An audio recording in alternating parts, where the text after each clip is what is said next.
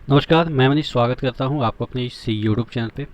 तो शुरू करें आज का क्वेश्चन। आज का क्वेश्चन है, गुवाहाटी और उड़ीसा हाई कोर्ट का गठन कब हुआ था।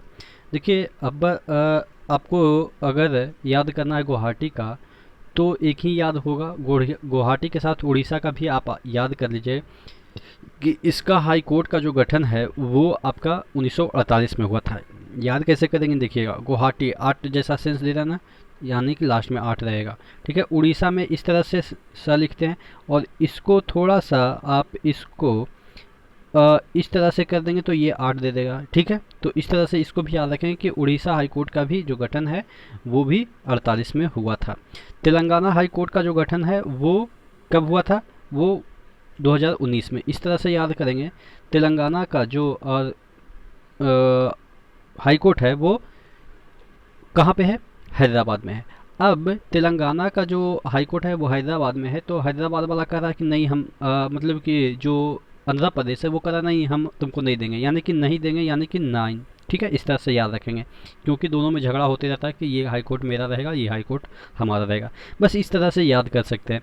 उत्तराखंड हाई कोर्ट का जो जो पीठ है वो कहाँ पे, देखिएगा, उत्तराखंड हाई कोर्ट का जो मुख्य पीठ है, ध्यान रखिएगा, जितने भी हाई कोर्ट होते हैं वो तकरीबन आपके राजधानी में ही होते हैं।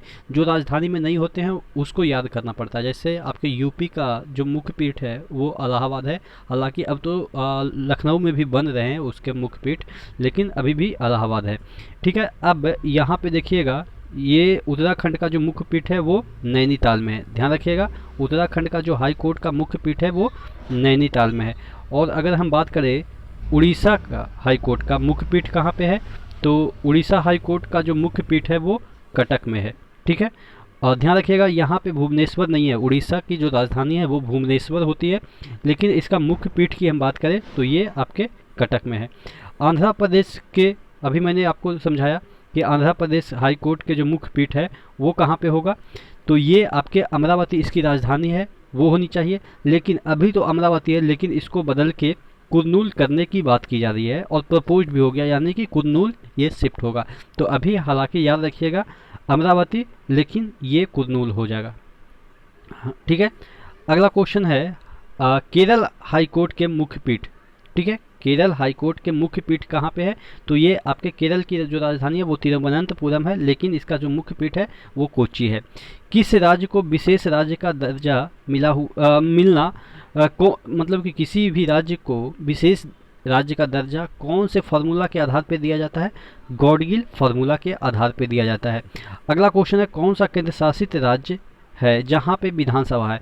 तो आपको तो ये पता है पुडुचेरी दिल्ली में विधानसभा, लेकिन जो अभी वर्तमान में एक और केंद्र शासित बने हैं, जम्मू कश्मीर, और एक लद्दाख भी बना है। तो जम्मू कश्मीर का जो अभी भी विधानसभा होगा, लेकिन लद्दाख का विधानसभा नहीं होगा। तो ध्यान रखिएगा, दोनों में थोड़ा सा डिफरेंस है। दोनों बने हैं एक ही साथ केंद्र शासित प्रदेश, लेकिन आपके जो विधानसभा है वो सिर्फ और सिर्फ जम्मू कश्मीर में ही है।